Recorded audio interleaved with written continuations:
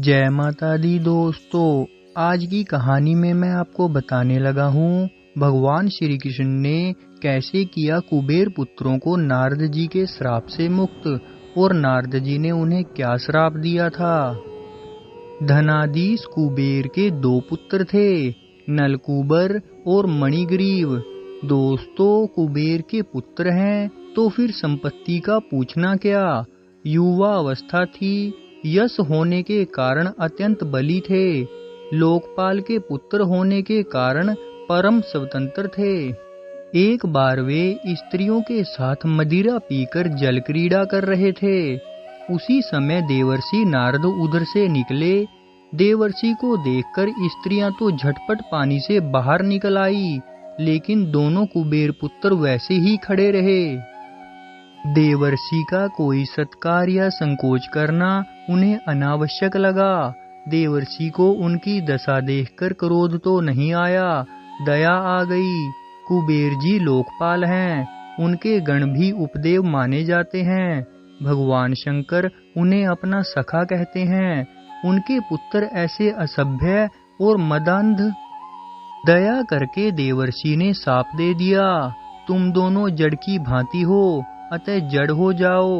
देवर्षि ने कहा, संत के दर्शन से कोई बंधन में नहीं पड़ता, संत के शाप से किसी का अमंगल नहीं होता, संत तो है ही मंगलमय, उसका दर्शन स्पर्श तो मंगलकारी है ही, उसके रोष और शाप से भी जीव का मंगल ही होता है।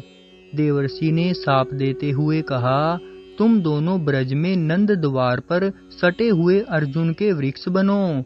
द्वापर में अवतार लेकर श्री कृष्ण वृक्ष योनि से तुम्हारा उद्धार करेंगे और तब तुम्हें भगवद भक्ति प्राप्त होगी। दोस्तों, वे दोनों सोचने लगे, यह शाप है या वरदान। श्री कृष्ण का दर्शन प्राप्त होगा, स्पर्श प्राप्त होगा और भगवत भक्ति प्राप्त होगी। ब्रज में निवास प्राप्त होगा और वह भी नंद द्वार पर। सृष्टिकर्ता ब्रह्मा जी प्रार्थना करके भी ब्रज में तीर्ण होने का वरदान नहीं पा सके थे और कुबेर पुत्रों को शाप मिल गया नंद द्वार पर दीर्घ काल तक वृक्ष होकर रहने का। यह संत के दर्शन का प्रभाव था।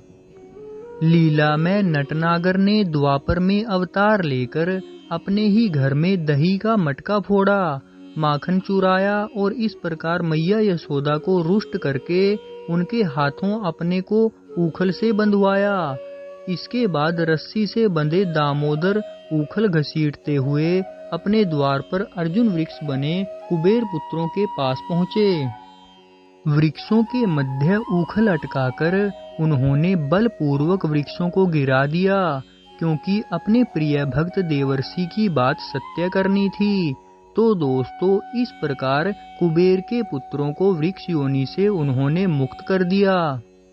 तो दोस्तों, आपको कैसी लगी यह रोचक कहानी? प्लीज लाइक, शेयर और कमेंट करके जरूर बताना और मेरी आने वाली वीडियोस को देखने के लिए चैनल को सब्सक्राइब करना और बेल आइकन को प्रेस करना ना भूलना।